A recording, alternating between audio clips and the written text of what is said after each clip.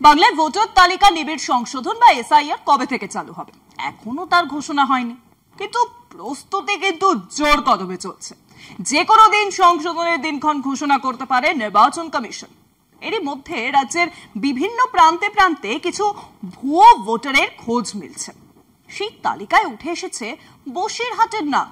এখানকার পুরসভার ৩ নম্বর ওয়ার্ডের একটি বুথে খোঁজ মিলছে ৩২ জন ভুতুড়ে ভোটারের।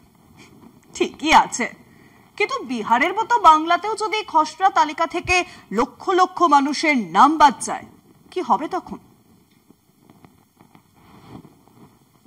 বুথ একটা, নম্বর 251, ভোটার 1084, তার মধ্যে 32 জনই মৃত।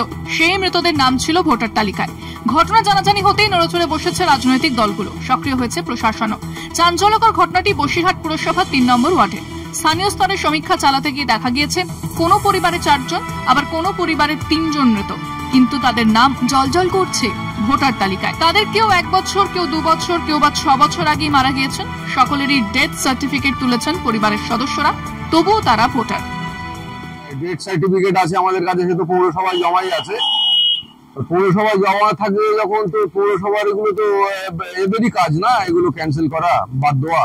এরা যদি বাদ না দেয় তা আমরা কি করতে পারি? আমাদের এই 251 পদে 3 নম্বর ওয়ার্ডের 1058টা ভোটার আছে, তার ভিতরেই 35টা মৃত ভোটার আছে। কোনো বাড়িতে 4 জন, কোনো বাড়িতে 3 জন, কোনো বাড়িতে 5 জন, এরকম ভাবে মানে 35টা ভোটার আছে ভিতরে ভোটার।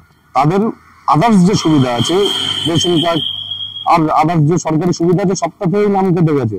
বর্তমানে শাসক দলের কি স্বার্থে ভোটার লিস্টে নামগুলো কাটা হয়নি সেটা আমাদের মানে অজানা। গোলমেলে বিষয়টি স্বীকার করে নিয়ে নির্বাচন কমিশনের ঘাড়েই দোষ চাপিয়েছেন বসিরহাট পুরসভার ভাইস চেয়ারম্যান সুবীর সরকার। নির্বাচন কমিশনের দপ্তর আমাদের যখন এখান থেকে পোর্টাল থেকে তাদেরকে বাদ দেওয়া হচ্ছে, ডেথ সার্টিফিকেট শো করা হচ্ছে, তাহলে নির্বাচন কমিশন নিশ্চয়ই সেটা দেখতে পাচ্ছে যে পোর্টালে তাদের নাম এসছে এবং তারা মৃত। কিন্তু আমরা দেখতে পাচ্ছি যে সেই ভোটারগুলো এখানে ওইভাবে রয়ে গেছে। এটা আমার মনে হয় যে এটা নির্বাচন কমিশনের ব্যর্থতা।